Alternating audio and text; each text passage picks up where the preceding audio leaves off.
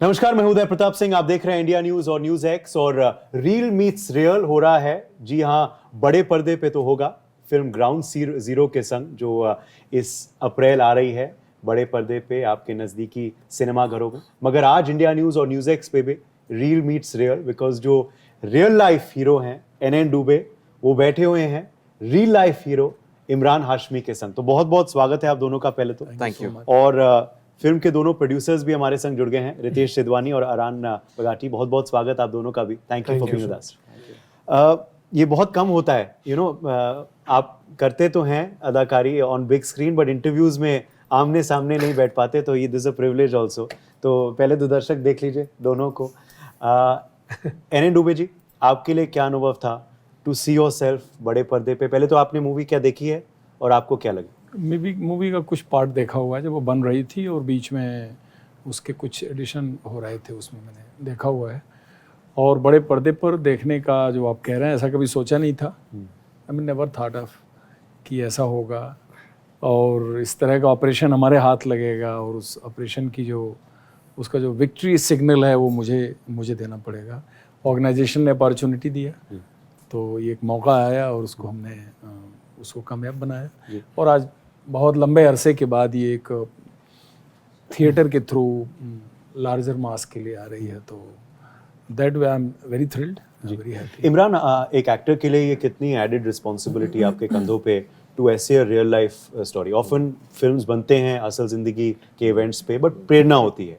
यहाँ एक असल जिंदगी के हीरो पर है, जीवित भी हैं। बहुत बार क्या होता है, बायोपिक्स बन जाती हैं after the person is no more. तो आपको पता होगा कि ये देखेंगे भी, तो कितनी एडेड रिस्पॉन्सिबिलिटी रहती है आपके कंधों? बहुत बड़ी रिस्पॉन्सिबिलिटी। जब आप एक फिक्शनल स्पेस में कैरेक्टर को निभा रहे हैं, तो आपका सबसे ज़्यादा काम तो इमेजिनेशन से ही चलता है। आप उस कैरेक्टर को हज़ार अलग अलग तरीके से आप पोर्ट्रे कर सकते हैं। लेकिन जब आप एक रियल लाइफ इंसिडेंट, एक रियल लाइफ कैरेक्टर में दर्शा रहे हैं, तो आई थिंक एक रिसर्च बेस का होना बहुत ज़रूरी है। उस शख्स को जानना अच्छी तरह से, उनकी पर्सनालिटी को, उसको डिस्टिल करना अपने परफॉर्मेंस में, और एक मिमिक्री पे बात नहीं आए, क्योंकि वो बहुत ही एक ख़राब किस्म की एक्टिंग होती है। तो आई थिंक आधे से ज़्यादा काम वहाँ हो गया था, जहाँ पे मुझे एक अच्छी स्क्रिप्ट दी गई थी। Screen play was water tight. Writers और डायरेक्टर और प्रोड्यूसर्स ने पूरा अपना ग्राउंड वर्क कर लिया था इसके लिए। और जब मुझे दिया गया ये रिस्पॉन्सिबिलिटी थी कि दुबे जी से मिलकर इनसे सवाल पूछ के वो एक एसेंस पर्सनालिटी का इसमें लेके आए। और एक और बहुत अच्छी बात है, जो एक बहुत ही बड़ी रिस्पॉन्सिबिलिटी की बात है, कि आप बीएसएफ को भी कहीं रिप्रेजेंट कर रहे हैं ऑन स्क्रीन। इससे पहले बीएसएफ की दुनिया पे कभी फिल्म बनी नहीं है। वो एक चीज़ है जो एक नयापन है ऑडियंस के लिए, और उनका एक सपोर्ट सिस्टम रहा है। तो जब हम गए थे शूटिंग करने के लिए श्रीनगर में, तो पूरी जो ट्रेनिंग है, जो एक्सटर्नल्स जो होती हैं, जो एक विजुअल मीडियम का होता है, आपका जो स्टांस है, डिसिप्लिनरी बॉडी लैंग्वेज, वो सारा कुछ उन्होंने बहुत मदद की उस चीज़ में। एंड एक इनिशियल था, एक फिजिकल ट्रेनिंग, मेरा एक प्रेप वर्क था जो बहुत इंपॉर्टेंट था इसमें। दुबे जी, ये भी कितनी रिस्पॉन्सिबिलिटी है कि पहली बार बीएसएफ पे इस तरह से एक और इतिहास आपने रचा है कि जम्मू कश्मीर में प्रीमियर हुआ है, उस पर मैं अभी आऊँगा। मगर ये जो इतिहास आप रच रहे हैं कि बीएसएफ पर फिल्म बनाई जा रही है, वो भी इस इंसिडेंट पे। इस इंसिडेंट में क्या अनोखा था आपके लिए? क्या आपको लगता है कि दर्शकों को देखना चाहिए, पूरे भारतवर्ष को देखना चाहिए, जिनको नहीं पता है? हम सबको तो पता है क्योंकि हम मीडिया पे रिपोर्ट करते रहते हैं सब पे, but for those who haven't specially. देखिए, ये सब तो एक बड़े स्पेशल काम के लिए रेज की गई थी 1965 में, और दुनिया का सबसे डेंजरस बॉर्डर पाकिस्तान बीएसएफ की जिम्मेदारी के तहत आता है। और 71 वार एक्टिवली लड़ी हुई है अपने पैदाइश के करीब 4 साल पहले। हमारी जनरेशन ने जब बीएसएफ ज्वाइन किया, तो हमारी उम्र की बीएसएफ हो चुकी थी, लगभग ये वही टाइम है। हमारी वो एज थी जितनी एज हो चुकी थी बीएसएफ की।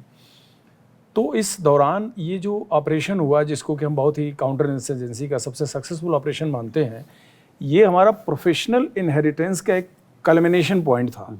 क्योंकि 1989 से बीएसएफ जेएनके को हैंडल कर रही थी, तो कश्मीर टेररिज्म में थिक ऑफ द प्रॉब्लम में एंटर करने वाली this was the first force, and this was the force which was at the helm of affairs.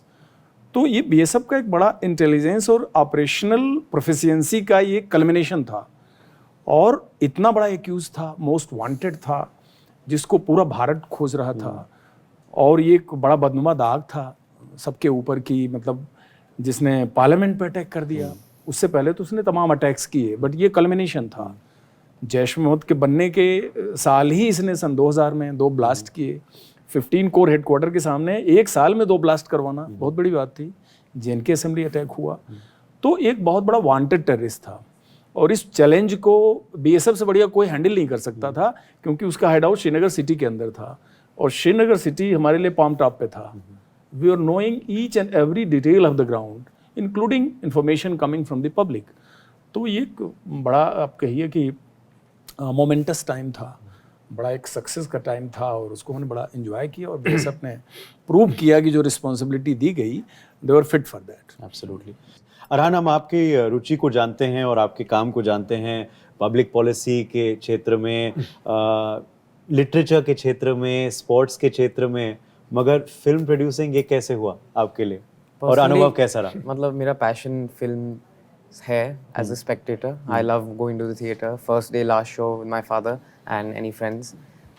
So getting this opportunity, I'm grateful to Excel Entertainment and everybody else, specifically Ritesh ji, for giving this opportunity to get involved, because इसमें मेरे काफ़ी सारे passions involved है, specifically Kashmir and film making.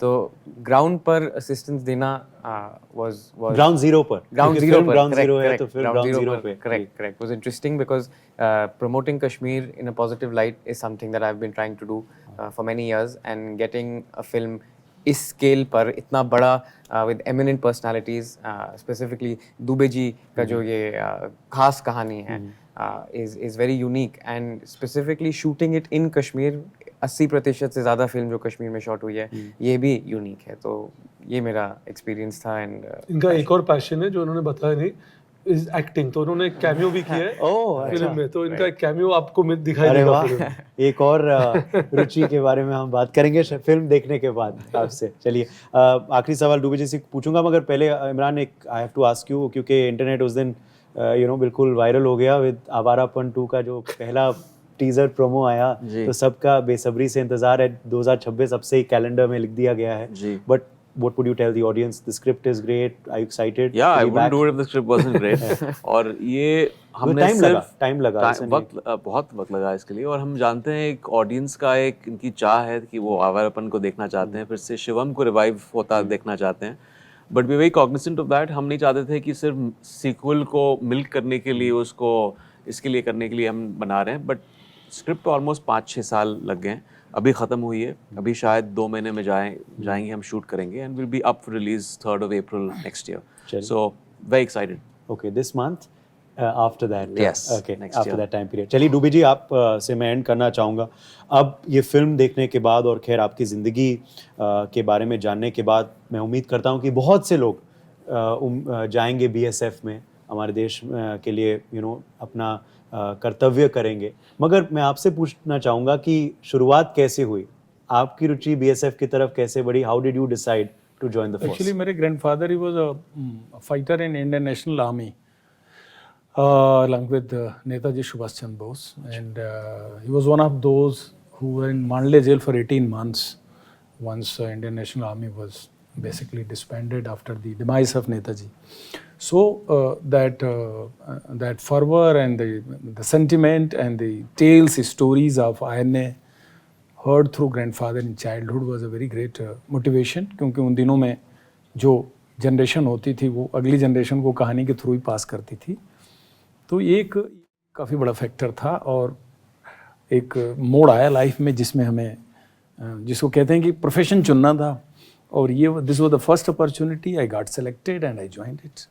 चलिए, and the rest is history, जैसे कहते हैं। चलिए, ग्राउंड जीरो से तो रिपोर्ट आपको कल मिली गई, उम्मीद करते हैं कि वही रिपोर्ट ऑडियंस देगी पूरे भारत में, पूरे विश्व में। बहुत बहुत शुक्रिया हमारे संग जुड़ने के लिए, and all the very best for the film. Thank you.